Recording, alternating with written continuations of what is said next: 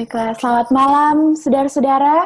Selamat bergabung kembali dalam program Revival Meeting dengan tema utama The Final Events of Bible Prophecy. Kita memuji Tuhan untuk segala berkat dan perlindungan sehingga kita dapat datang dan duduk dekat kepada kaki Yesus untuk mendengarkan firman-Nya. Marilah kita tetap berdoa dalam hati kita masing-masing agar supaya message yang akan kita terima pada malam hari ini dapat berguna di dalam kehidupan kita sehari-hari, terutama dalam menyambut kedatangan Tuhan yang kedua kali.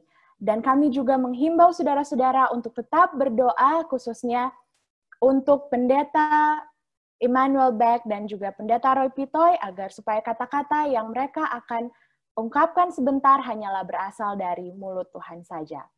Dan baiklah, sebelum kita akan membukanya dengan doa, seperti biasanya ada sedikit penyampaian dari kami.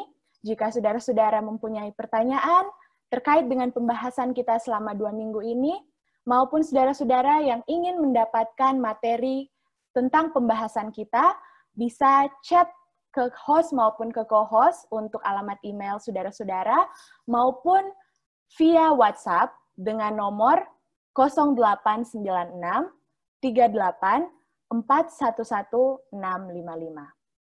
Dan saat ini kita akan membuka dengan doa yang akan dipimpin oleh Saudara Rival Pangemanan. Kita berdoa. Maha besar Tuhan Allah Bapa kami dalam tahta kemuliaan kerajaan surga, kami datang kepada Tuhan di malam ini dengan penuh ungkapan syukur ya Tuhan, oleh karena Tuhan memelihara kehidupan kami, menjaga kami sepanjang aktivitas kami di hari ini. Bahkan ya Tuhan, kami tetap merasakan kasih setia Tuhan yang tak pernah berkesudahan selalu menjadi bagian kami dari waktu ke waktu. Di saat ini ya Tuhan, di tengah-tengah kondisi kami beribadah secara terpisah ya Tuhan, di tempat kami masing-masing, tetapi ya Tuhan, kami boleh dikumpulkan lewat media Zoom online ini ya Tuhan, menyatukan hati kami untuk duduk dekat Tuhan, duduk di kaki Yesus, untuk mendengarkan firman Tuhan. Kepala kami tertunduk, tetapi hati kami terangkat kepada Tuhan untuk meminta rahmat Tuhan, meminta kasih karunia Tuhan, boleh menjadi bagian kami ya Tuhan. Berdoa bagi Pastor Emmanuel Beck yang akan menyampaikan firman Tuhan sebentar, juga Pastor Roy yang akan menjadi ahli bahasa, biarlah Tuhan boleh berkati, agar ya Tuhan, apa saja yang keluar dari mulut mereka sebentar, itu adalah sesuai dengan kehendak Tuhan, yang bisa kami dengarkan ya Tuhan, mana kami bisa memperoleh transformasi kehidupan ya Tuhan. Hidup kami diubahkan dari hari ke hari, lebih serupa dengan tabiat Kristus. Sertai ya Tuhan, sepanjang acara ini ya Tuhan, koneksi yang baik, biarlah Tuhan boleh berikan juga kepada kami, dan juga hati yang siap menerima firman Tuhan, sehingga kami boleh diberkati dengan firman yang akan kami dengarkan sebentar. Terima kasih ya Tuhan, terima kasih. Kami mau bawa doa ini hanya di dalam tangan Tuhan. Di dalam nama Tuhan Yesus, kami sudah berdoa dan mengucap syukur. Amin. Amin. Terima kasih, Saudara Rival. Dan saat ini, I would like to give this time to Pastor Emmanuel Beck and Pastor Roy. Good evening, everyone, and welcome to night number 11 in our series Together. Selamat malam, saudara-saudara, dan selamat datang di malam ke-11 dari seri KKR kita. If you've been with us every presentation, I want to say thank you for being so faithful to join us each night. Kalau saudara telah menghadiri setiap malam, maka saya mau berterima kasih karena saudara begitu setia menghadiri tiap malam. And if you're joining us for the first time tonight or you're watching on YouTube, I just want to say welcome to you as well, and make sure to catch up on the older presentations that are archived online. Dan kalau saudara baru bergabung dengan kita pada malam ini, saya juga mau menyambut saudara secara khusus pada malam ini. Dan kalau saudara menyaksikan dari YouTube, silakan melihat kepada presentasi-presentasi sebelumnya. Tomorrow night, we have a very important subject. Besok malam kita punya topik yang sangat penting. We're going to talk about the Bible's health principles. Kita akan berbicara mengenai prinsip kesehatan di dalam Alkitab. And I have a surprise for you. Dan saya punya kejutan buat saudara.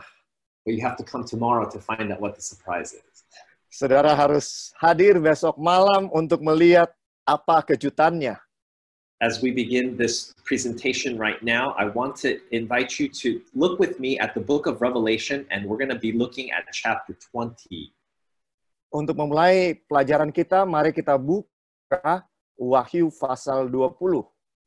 Now, in Revelation chapter 20, the Bible tells us that an angel comes down and has a key to a bottomless pit.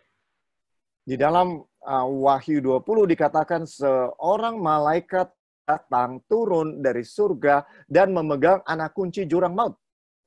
The Bible says that this angel binds Satan and puts him in that bottomless pit for 1,000 years. Ayat ini mengatakan kemudian bahwa dia menangkap setan dan mengikatnya 1000 tahun lamanya. And then the Bible tells us that at the end of the 1,000 years, he will be let loose for a little time. Dan kemudian Alkitab mengatakan pada akhir masa 1000 tahun itu, dia akan dilepaskan untuk sedikit waktu lamanya.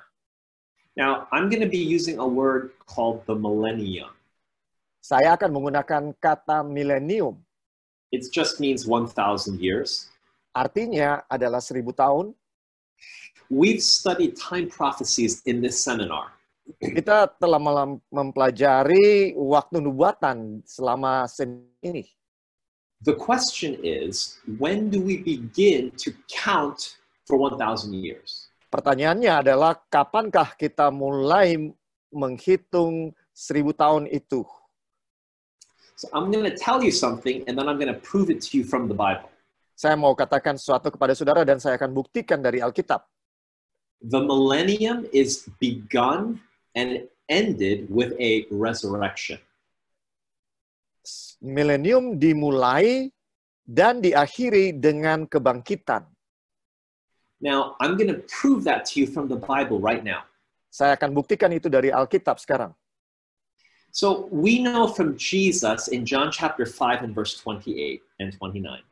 Kita ketahui dari Yesus di dalam Yohanes 5 ayat 28 that the dead are asleep in the graves, bahwa orang-orang yang mati tidur di kuburan, and they are awaiting one of two resurrections. Mereka akan menantikan satu dari dua kebangkitan. The resurrection of life and the resurrection of damnation. Kebangkitan untuk hidup atau kebangkitan untuk kematian. So from Jesus' words, we know that there are two resurrections. Jadi dari kata-kata Yesus kita tahu bahwa ada dua kebangkitan. I hope that's clear for you as you watch this. Saya harap itu jelas sementara saudara mengikuti pelajaran. Now, yesterday I promised you that I would share with you how we can be part of that first resurrection. Kemarin saya sudah membagikan bagaimana kita bisa menjadi bagian daripada kebangkitan itu. The Bible says, "Blessed and holy is he that hath part in the first resurrection." Alkitab mengatakan berbahagia dan kuduslah ia yang mendapat bagian dalam kebangkitan pertama itu. So the Bible is simply telling us that the people who have a part in the first resurrection are the people who are blessed and holy. Jadi Alkitab secara gamblang mengatakan orang yang mendapat bagian di dalam kebangkitan yang pertama adalah orang-orang yang berbahagia dan kudus. But verse 6 of Revelation 20 tells us that the first resurrection is the resurrection of life or the resurrection of the righteous. Tapi Wahyu 20 ayat 6 juga mengatakan bahwa kebangkitan yang pertama itu adalah kebangkitan bagi kehidupan. How do we know that? Dari mana kita tahu? Because the people, they live and reign with Christ for 1,000 years. So this must be the righteous. Ya, karena orang-orang itu mereka hidup dan memerintah bersama dengan Yesus untuk 1000 tahun. Jadi orang-orang ini tentunya orang-orang yang benar. And the Bible says they're blessed and holy. So this must be the resurrection of the righteous. Dan Alkitab juga mengatakan bahwa mereka adalah orang-orang yang berbahagia dan kudus. Jadi tentunya ini adalah kebangkitan untuk orang-orang yang benar itu. That means that the resurrection of damnation or the resurrection of the wicked must be at the end of the 1,000 years. Kalau begitu, kebangkitan untuk kematian kekal harus terjadi di akhir daripada 1000 tahun. But the question is, when does the resurrection of the righteous take place? Pertanyaannya adalah, kapankah kebangkitan bagi orang-orang benar itu terjadi?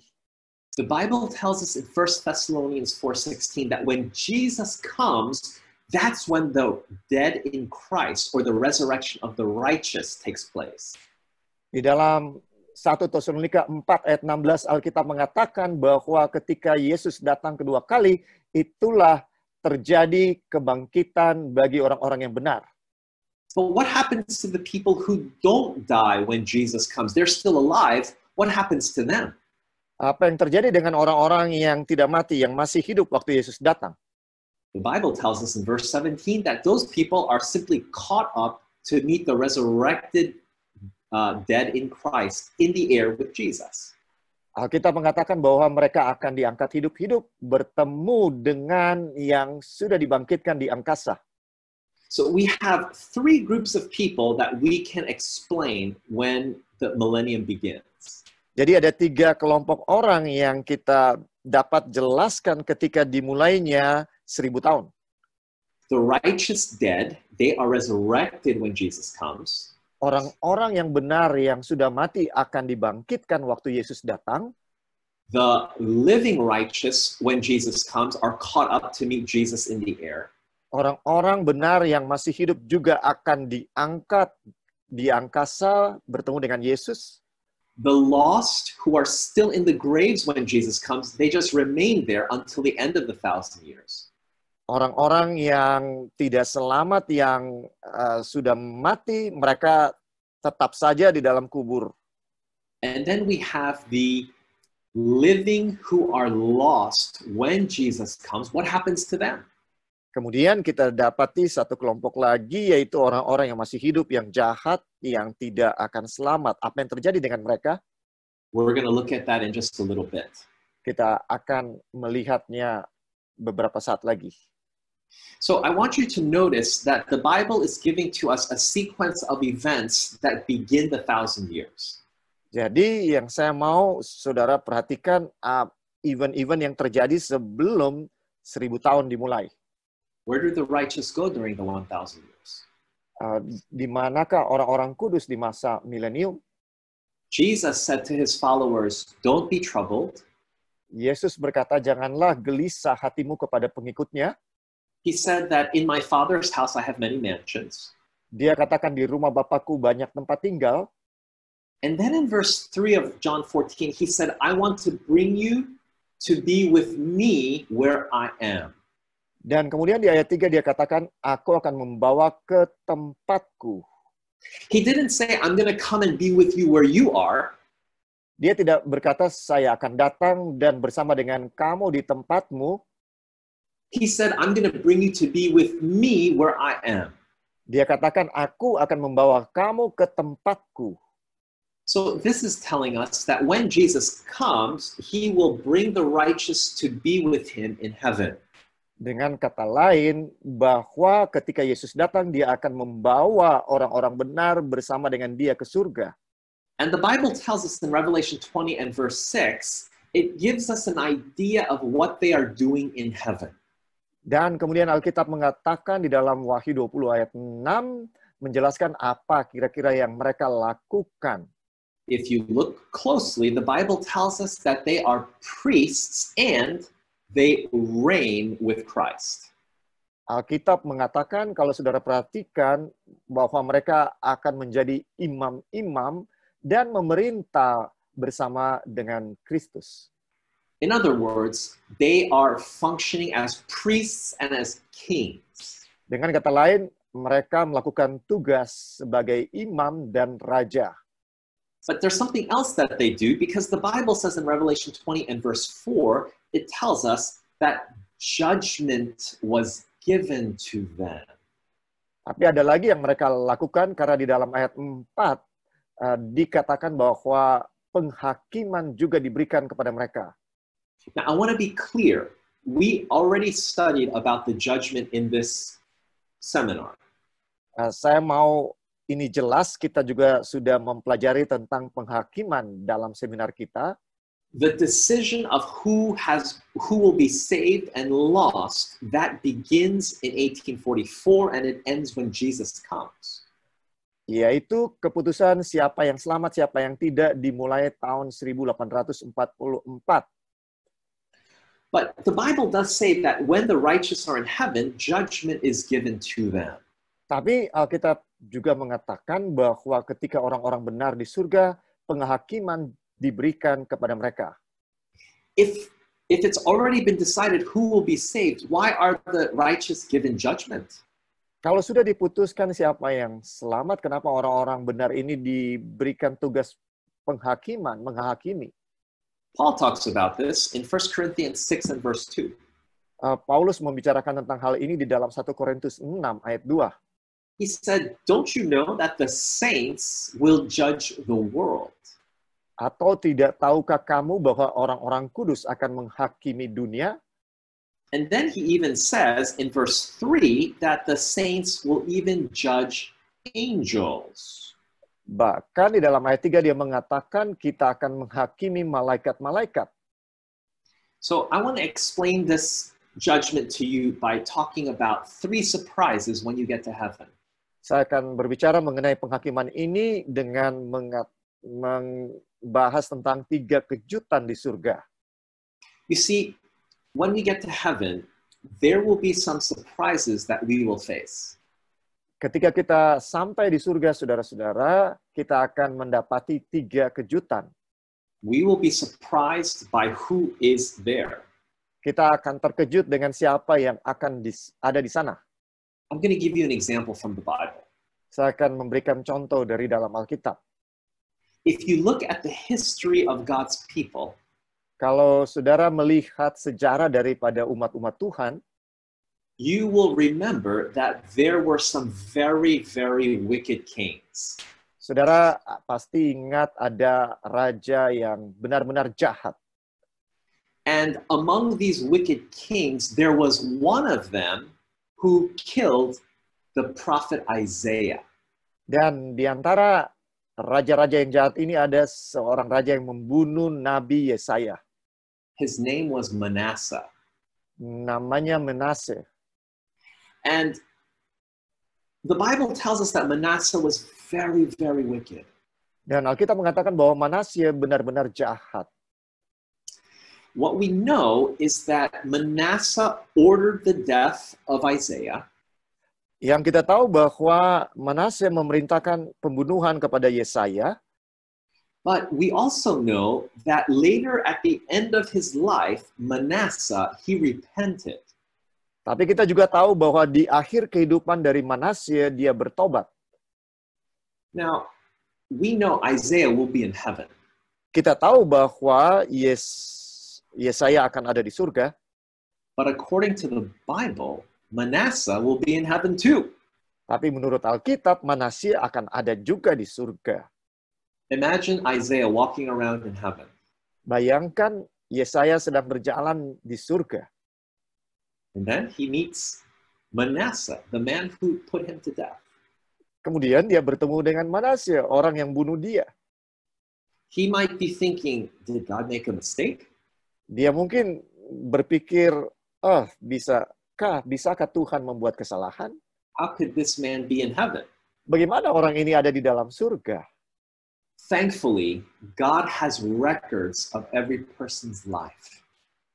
Bersyukurlah bahwa Tuhan memiliki catatan kehidupan setiap orang. And so during the 1,000 years, jadi selama 1000 tahun itu, the righteous are allowed to see why God allowed people to be saved. Orang-orang benar akan melihat kenapa orang-orang yang selamat ini ada di surga. This is so that people like Isaiah don't live for eternity thinking that God made a mistake. Ini supaya orang-orang seperti Yesaya tidak hidup selama-lamanya dan berpikir bahwa Tuhan sudah buat kesalahan. In heaven, you will be surprised by who is not there. Di surga, saudara juga akan terkejut dengan orang-orang yang tidak ada di sana. You see, many people only can see the outside.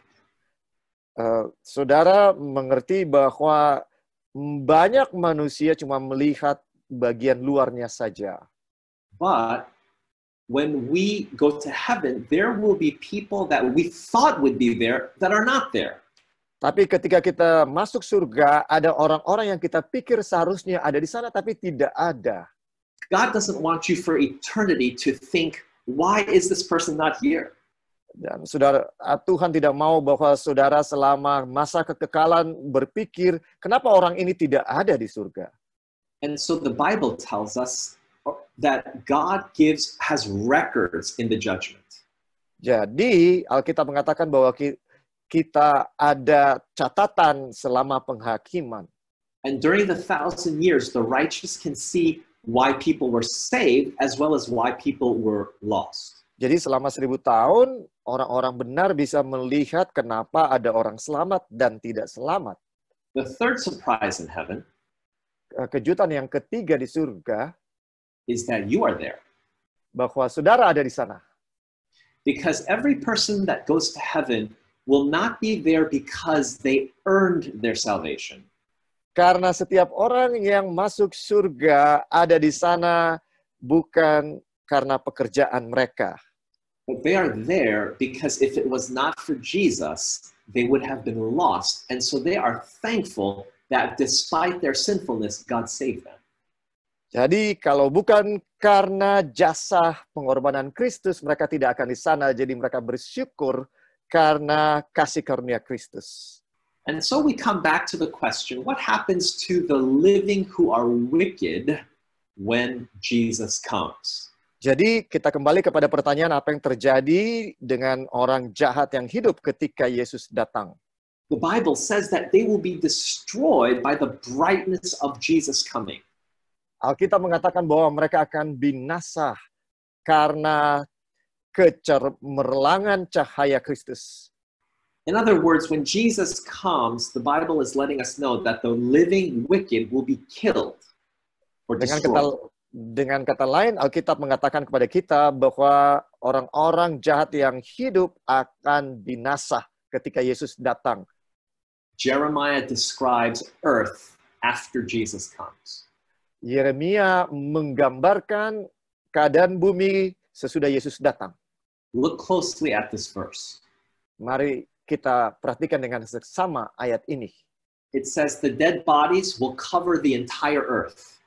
Dikatakan bahwa orang-orang yang mati akan memenuhi seluruh bumi.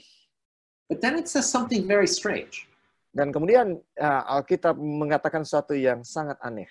It says nobody is crying for the dead bodies. Mereka katanya tidak akan diratapi. Nobody is gathering up the dead bodies. Dan tidak ada yang mengumpulkan mayat-mayat ini. Nobody is even burying them. Dan bahkan tidak ada yang menguburkan. That's strange. Itu aneh kan? Why? Kenapa? Let's review. Mari kita ulangi. When Jesus comes, Ketika Yesus datang, where are the righteous? Di mana orang-orang yang benar? They'll be taken up to meet Jesus and they will go to heaven. Mereka akan diangkat ke surga bertemu dengan Yesus di angkasa dan akan ke surga. The wicked who are dead when Jesus comes will simply remain in the grave.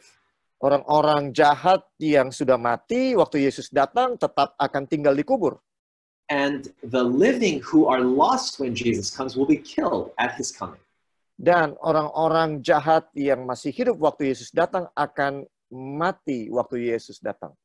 This is why the Bible tells us that nobody is crying or having a funeral or burying because There's nobody on planet Earth at that time, nobody alive.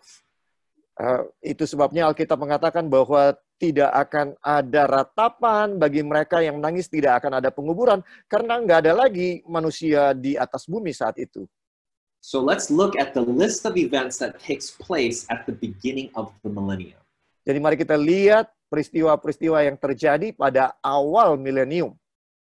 Jesus comes, Yesus datang, then the dead in Christ are resurrected.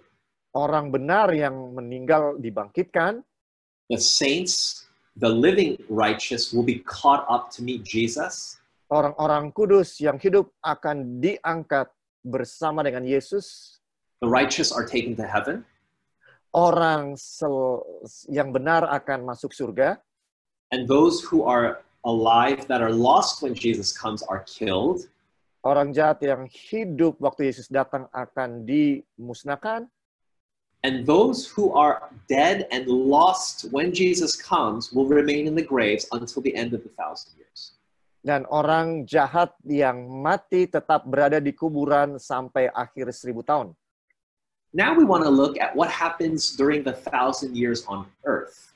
Sekarang kita lihat apa yang terjadi selama 1000 tahun di atas bumi ini. We began our study tonight by looking at Revelation 20 and verse 1. Kita mulai pelajaran kita malam ini tadi dengan membaca ayat dalam Wahyu 20 ayat 1. An angel comes from heaven. Seorang malaikat turun dari surga. And he has the key to something called the bottomless pit. Dan dia mempunyai kunci kepada sesuatu yang disebut sebagai jurang maut. And the Bible says that he binds Satan with a chain for 1,000 years. Dan Alkitab mengatakan ia mengikat setan 1000 tahun lamanya. Then it says that he is put into this bottomless pit for 1,000 years, and then at the end, he's let loose for a little time. Kemudian katanya dia dilemparkan ke dalam jurang maut ini selama 1000 tahun, dan kemudian ia akan dilepaskan untuk beberapa saat. Now, lamanya. what is this bottomless pit? Apa ini jurang maut? So I want to tell you that when the Greek Empire came to conquer Jerusalem, Saya mau katakan ketika kerajaan Yunani datang dan menaklukkan Yerusalem, I share the story of how Alexander miraculously was given a vision and he spared the city. saya menceritakan bagaimana Alexander mendapatkan mimpi dan dia tidak membinasakan Yerusalem. And after this, the Greeks and the Jews developed a good relationship. Sesudah ini, hubungan antara orang Yunani dan orang Yahudi sangat baik. Years later, the Greeks built a library in a city in Egypt called Alexandria. Kemudian, bertahun-tahun kemudian, orang-orang Yunani membangun satu library di perpustakaan di satu kota di Mesir yang disebut Alexandria. And so they built, and so they wanted one copy of every book in the world. Dan mereka mau memiliki paling tidak satu salinan buku dari semua buku yang ada di atas dunia. They wanted a copy of the Hebrew Bible. Dan mereka mau ada satu kopi dari Alkitab Ibrani, orang Yahudi. But they wanted it in the Greek language. Tapi mereka maunya dalam bahasa Yunani. And so they took 70 Hebrew scholars that went down to Alexandria and they produced a Greek copy of the Old Testament. Jadi mereka ambil 70 ahli-ahli kitab orang Ibrani dan dibawa ke Alexandria untuk menerjemahkan Alkitab Perjanjian Lama dari bahasa Ibrani ke bahasa Yunani. This version of the Bible became known as the Septuagint. Versi Alkitab ini akhirnya dikenal sebagai Septuagint. And it was the version of the Bible that we believe Jesus was reading when he was on earth. Dan kita percaya bahwa inilah versi Alkitab yang dibaca oleh Yesus ketika dia ada di atas dunia. Now, when you look at the Greek version of the Old Testament, Kalau saudara melihat bahasa Yunani dari Perjanjian Lama, the word that is translated bottomless pit in the book of Revelation kata yang diterjemahkan sebagai jurang maut di dalam buku Wahyu is the same word that in Genesis is describing planet Earth before God puts life and order on this planet. adalah kata yang sama untuk menggambarkan bumi sebelum Tuhan menciptakan bumi. In Genesis, it says that the earth was without form and void. Di dalam buku Kejadian dikatakan bahwa bumi masih kosong dan tidak berbentuk. The Greek word there is the Greek word abusos. Kata Greek yang digunakan adalah abusos, Which is the same word that is translated bottomless pit in the book of Revelation. Ini kata yang sama untuk menerjemahkan jurang maut di dalam buku Wahyu. The Bible is letting us know that planet Earth, after Jesus comes, looks almost exactly, or it looks like the chaos that Earth was before God put life on this planet. Kita mengatakan bahwa bumi sesudah Yesus datang kedua kali kelihatannya sama seperti bumi pada waktu Tuhan belum ciptakan. Jeremiah describes it says, he looked and the earth was without form and void. Yeremia melihat kepada bumi masih campur baur dan kosong. And as we continue to read, the Bible says that everything was gone. Dan sementara kita baca seterusnya, dikatakan bahwa segala sesuatu sudah lenyap. And I want you to notice that the Bible lets us know that the cities, which means this is a picture of planet Earth after Jesus comes, and it's just empty, and everything that man has made is broken down. Dan ayat 26 Alkitab mengatakan bahwa segala kotanya sudah runtuh, menggambarkan keadaan sesudah Yesus datang pada kali yang kedua. Now, during the 1,000 years, selama 1000 tahun, the Bible tells us that the earth is just empty. Alkitab mengatakan bahwa bumi kosong. The wicked, they are dead. Orang jahat sudah mati. The righteous, they're in heaven. Orang benar ada di surga. And Satan is bound. Dan setan terikat. Now, I want to explain what this means when it says Satan is bound during the 1,000 years.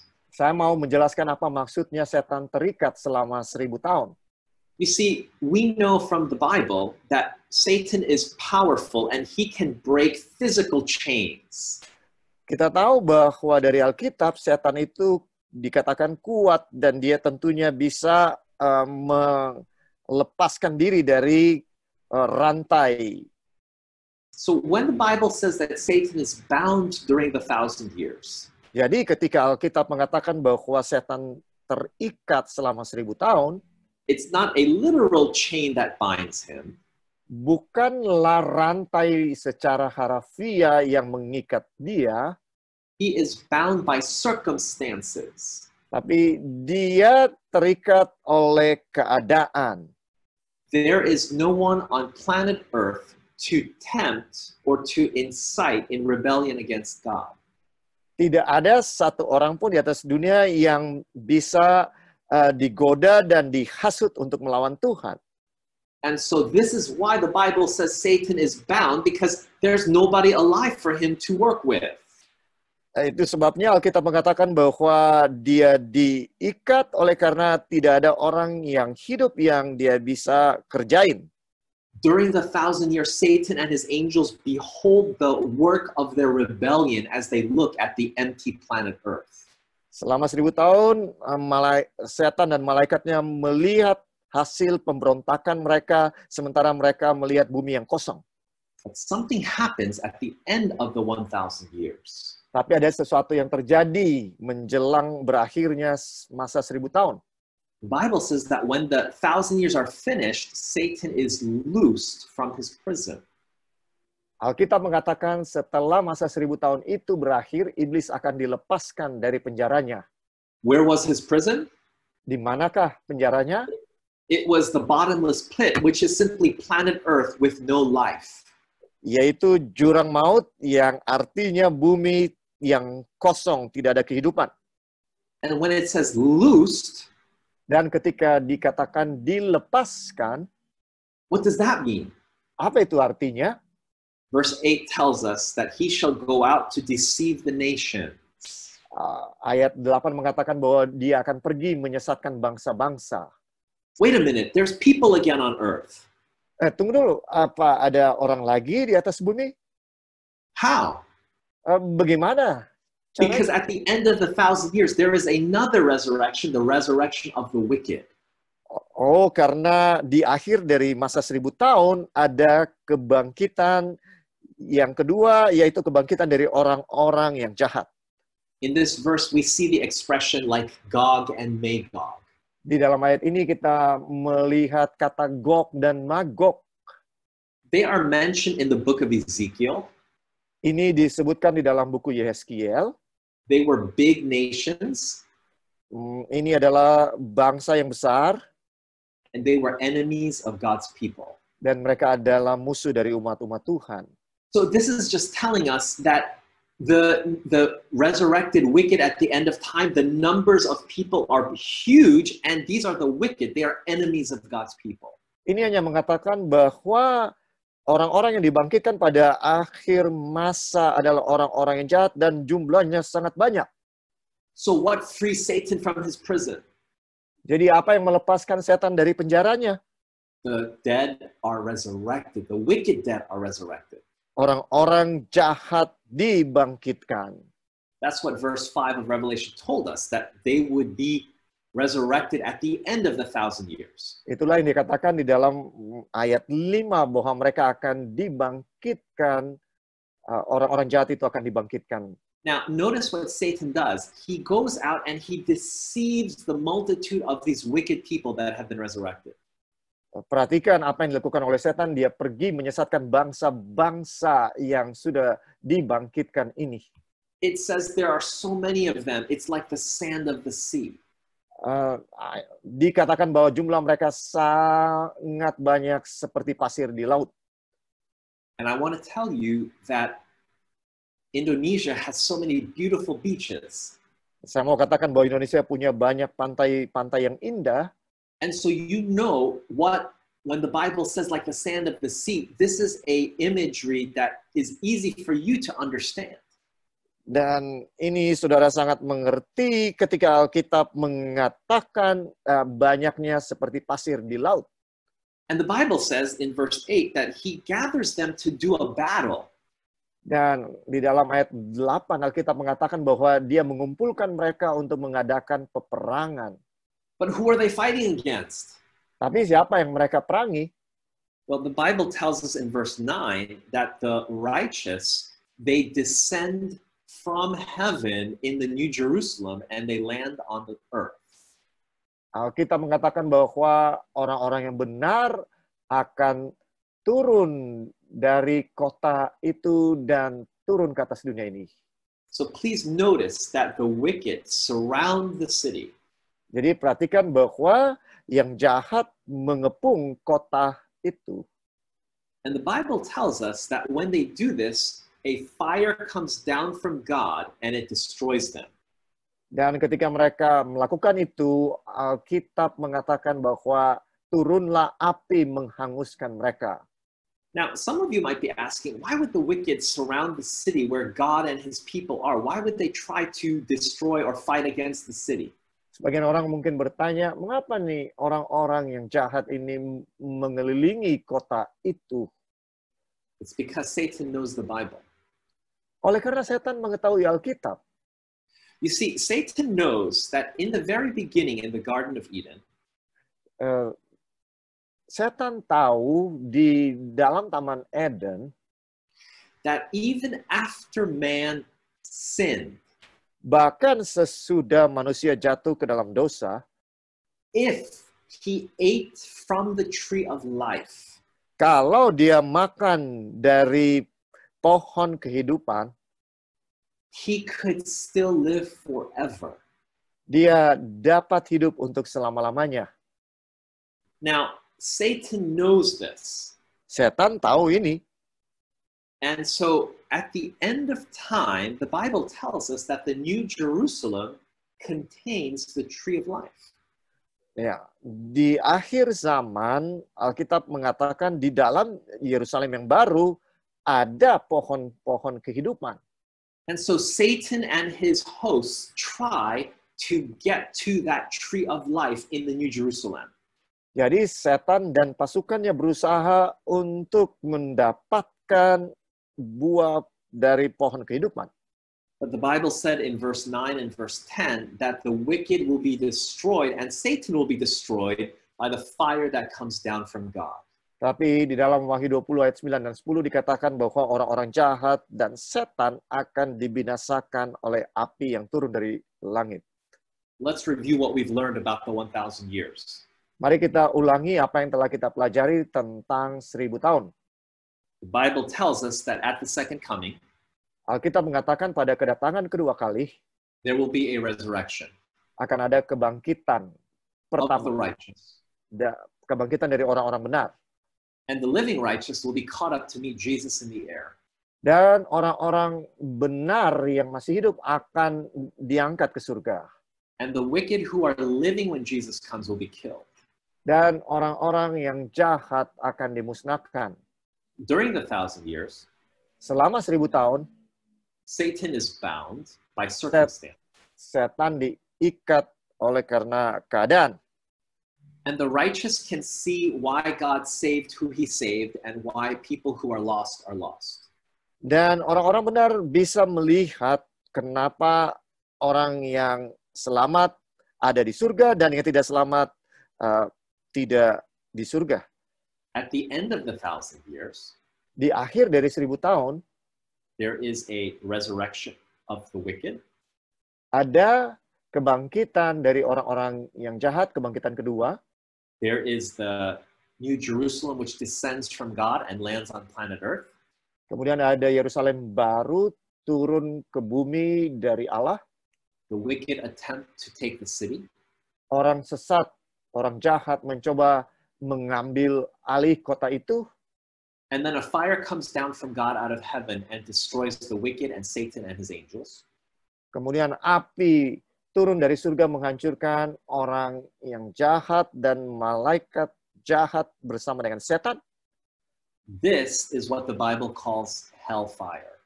Inilah yang disebutkan oleh Alkitab sebagai api neraka. And this is known as the second death. Dan ini juga dikenal sebagai kematian kedua. Now, I want to tell you something about the New Jerusalem that you may have known. Saya mau katakan sesuatu tentang Yerusalem yang baru yang mungkin saudara sudah tahu. The city is clear. Kota itu transparan. The Bible says that the wall of the city was made out of jasper. Tembok itu Alkitab katakan terbuat dari permata yaspis. I have seen jasper before. Saya telah melihat yaspis itu sebelumnya. It's a semi-precious stone. Seperti batu yang berharga. And it's clear. Dan transparan. And the Bible says that the streets of the city dan Alkitab mengatakan bahwa jalan dari kota itu were made of gold. Dibuat dari emas. And it was clear like glass. Dan transparan seperti kaca. Now, in these next verses, you're going to see that the foundation of the city has many different precious stones. I want you to look closely. Dan di bagian berikut ini saudara akan melihat bahwa dasar daripada kota itu terdiri dari 12 batu yang berharga. Now, why am I telling you this? Because if you are inside of the city at the end of the 1,000 years, Kenapa saya katakan ini? Karena kalau saudara berada di dalam kota di akhir dari 1000 tahun, and it descends onto planet Earth, dan dia turun ke atas bumi ini, because of the way that the city is made, karena bagaimana kota itu dibuat, you can see outside of the city. saudara bisa melihat keluar dari kota. And when the wicked surround the city, Dan ketika orang-orang jahat itu mengelilingi kota itu, you won't need glasses because your eyesight will be perfect. saudara tidak perlu kacamata karena mata saudara akan sempurna. You will be able to see all the people around the city. Saudara akan bisa melihat semua orang di sekitar kota itu. I want you to imagine that you look out and you see somebody that you know. Saya mau saudara bayangkan bahwa saudara melihat keluar dan saudara melihat seseorang yang saudara kenal. Maybe it's your neighbor. Mungkin itu tetangga saudara, Maybe it's your friend.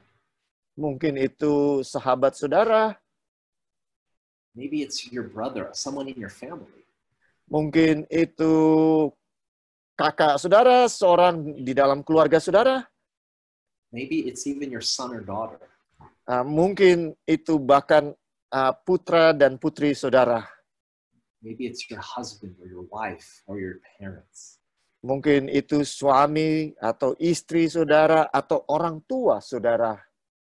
When the fire comes down from God out of heaven, Ketika api turun dari surga, dari langit, and it destroys the wicked, dan menghanguskan orang-orang yang jahat, I know that the righteous will be able to see it. saya tahu bahwa orang-orang benar akan sanggup melihatnya. And you say, how do you know that? Dan saudara mungkin berkata, bagaimana kamu tahu? Because in the next chapter, the Bible says that the righteous will be crying and God is going to wipe away all their tears. Karena di dalam pasal berikutnya Alkitab mengatakan bahwa orang-orang benar akan menangis dan Tuhan akan menghapuskan air mata mereka. Why are they crying? Kenapa mereka menangis? Because they just watched their brother, their sister, their father, their mother, their child, their spouse get burned up in the fires of hell. Karena mereka baru saja menyaksikan adik, kakak mereka, ayah, ibu mereka, atau anak-anak mereka, atau pasangan hidup mereka dibakar oleh api. And you have to understand that inside of the city, it is very, very bright and beautiful. Saudara harus paham bahwa di dalam kota itu benar-benar terang benderang dan sangat indah. Because Jesus is the light of that city. Karena Yesus adalah terang daripada kota itu. But outside of the city, Tapi di luar kota itu, it's just darkness. kegelapan yang ada. And you see, friends, this is because the righteous have been following Jesus, and as they continue to follow him, the light of truth becomes brighter and brighter until they're inside the city with Jesus.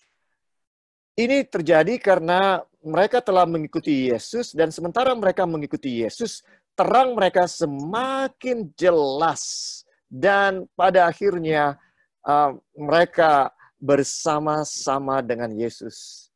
But there are people who in this life had light, but they did not walk in the light. And so because they stood in one place, it became darker and darker and darker until they find themselves outside of the city in the darkness on that day. Ini karena sebagian orang yang telah menemukan kebenaran tapi tidak mau menerimanya dan tidak mau berjalan sesuai dengan kebenaran, mereka akan semakin gelap dan mendapati diri mereka akhirnya di luar kota dipenuhi dengan kegelapan. Do you want to be with Jesus inside of the city in that day? Saudara mau bersama dengan Yesus di dalam kota itu pada saat itu? Then today you have to walk in the light. maka saat ini saudara harus berjalan dengan Yesus di dalam terang. What does that mean? Apa itu artinya? Some of you have been watching this series and you have been a Christian all your life. Sebagian dari saudara telah menyaksikan seri KKR ini dan saudara telah menjadi Kristen selama ini, seumur But hidup God saudara. never wants you to just be content with what you already know. He wants you to learn new things and follow those things that are in God's Word. Tapi Allah tidak mau saudara puas dengan kebenaran yang saudara sudah miliki. Tapi Dia mau saudara mempelajari hal-hal yang baru dan mengikuti kebenaran-kebenaran yang baru itu. In this seminar, we've talked about some things that some of you may have never heard about before. Di dalam seminar ini, saudara telah mendengarkan hal-hal pelajaran-pelajaran yang mungkin saudara tidak pernah dengarkan sebelumnya. We've talked about the judgment. Kita telah berbicara mengenai penghakiman. We've talked about the Antichrist. Kita telah berbicara mengenai antikristus. We've talked about the Sabbath, Kita telah berbicara mengenai sabat, baptism by immersion. baptisan dengan diselamkan. You see, friends, God wants you not just to stay where you are, but He wants you to walk in the light, to continue to follow truth as God shows it to you from the Bible. Saudara, Tuhan tidak mau saudara hanya diam di kebenaran yang saudara miliki, tapi Dia mau saudara terus bertumbuh dan berjalan sesuai dengan kebenaran yang telah diungkapkan kepada saudara. And if you will keep walking in the light, eventually you will be inside of that city with Jesus, who is the light of life. Kalau saudara terus berjalan di dalam kebenaran itu, pada akhirnya saudara akan bersama dengan Yesus yang merupakan terang kehidupan itu. But if you say to yourself, well, maybe that's true, but I'm happy with where I am. I don't want to do anything new. Then friends, eventually you will be left in darkness. Mungkin saudara katakan, ya saya sudah cukup puas dengan apa yang saya tahu, walaupun yang saya pelajari ini satu kebenaran, maka pada akhirnya saudara akan tertinggal atau dibiarkan di dalam kegelapan. And when that day comes, you'll find yourself in the darkness outside of that city. Dan ketika hari itu tiba, saudara akan mendapati diri saudara di dalam kegelapan di luar kota itu. Do you want to be with Jesus inside of that city of light? Apakah saudara mau bersama dengan Yesus di dalam kota yang terang itu? Jesus says, then walk in the light. Follow the truth that I have revealed to you. Yesus berkata, maka ikutilah kebenaran yang telah saya berikan kepada kamu. Terang yang telah saya berikan kepada kamu itu. If you want to walk in the light today, kalau saudara mau berjalan di dalam terang itu saat ini, I want to ask you to go to the chat section of this Zoom conference or the YouTube channel you're watching. Saya mau saudara pergi ke bagian chat di Zoom meeting ini ataupun di bagian yang sama di YouTube channel. And I want you to type in, yes, I want to walk in the light. Dan saya mau saudara ketikkan, ya saya mau berjalan di dalam terang.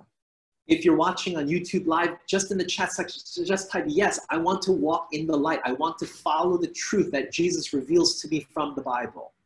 Dan kalau saudara menyaksikan melalui YouTube, saudara bisa melakukan hal yang sama dan ketikkan, ya saya mau berjalan di dalam terang. You're saying, Jesus, whatever you show me from the Bible, I'm going to follow it. Saudara berkata kepada Yesus, Yesus, apapun kebenaran yang ada di dalam Alkitab, saya mau ikuti. And if you keep doing that, someday you will be inside of that city with Jesus. Dan kalau saudara terus melakukan itu, satu hari saudara akan bersama dengan Yesus di dalam kota itu. Let us pray. Mari kita berdoa. Father in heaven, Bapa di surga, we are thankful for Jesus. kami berterima kasih untuk Yesus. And help us to walk in the light. Dan tolong kami untuk berjalan di dalam terang.